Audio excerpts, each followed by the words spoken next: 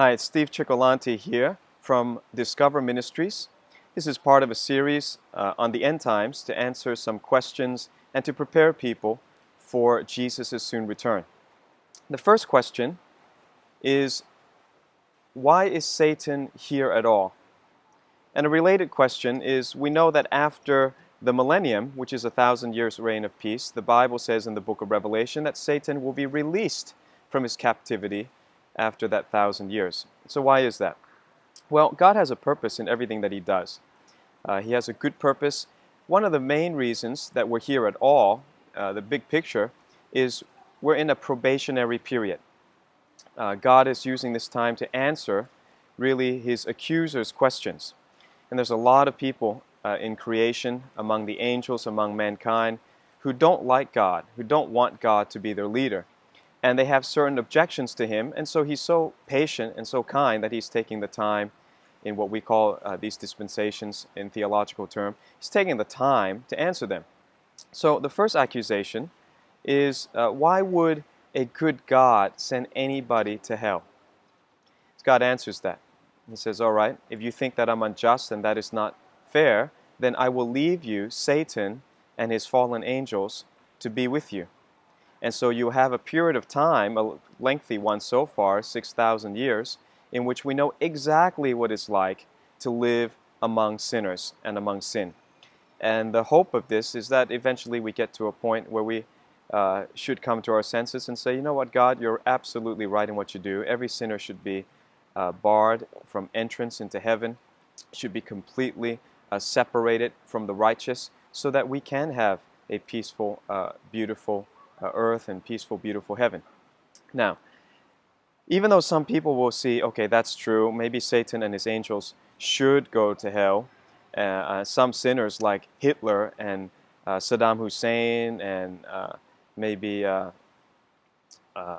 Hussein, what's his name, Osama bin Laden, he should definitely go to hell. Oh, I get that. But a lot of people still object and accuse God and say, well, you know what? Once people go to hell, once they suffer the flames of torment, surely they will become better. And God should just let them out. Like hell should not be an eternal place. And so this is another objection, that God is so patient and so kind to answer for us. And so He says, okay, have it your way. After 1,000 years of Jesus' reign, from the second coming all the way to the white throne judgment, after that, since some people during that period of time, that's another dispensation, the millennium, they will ask this question. They will object to God's righteousness and justice and rule. So God says, you know what? Have it your way. I'm going to let Satan out. And he will come out, we believe, for, the Bible says, a short period of time. That seems to be an idiom for 3.5 years. And it's going to cause the biggest world war when Satan is come out. Is he better? No. The Bible says that he's going to lead a host of nations into Gog and Magog war. That's the second Gog and Magog war. So we find that when people are in hell, they don't become better people. In fact, Satan is more angry, more bitter. He's more vicious than ever before. And so God is just and God is fair, and He uses these dispensations or these times to answer different questions. That's why there are different characteristics to each dispensation. We're going to use this principle to answer some more questions in my next video, such as, well, why is God invisible? Why can't we just see God? A lot of sinners just say, if I could see God, if God just proved Himself to me, then I would surely believe. Well, that's not necessarily true. In the next video, I also want to give you 3 scriptures about why we're not the only thing in the big picture. God is using this time, this probationary period, to prove that He is righteous and that He is trying to get a people prepared for His rule. And so I'm prepared. I want His leadership. I'm not questioning what God does, because I know that everything that He's chosen to do has been for the best interest, for the best of mankind.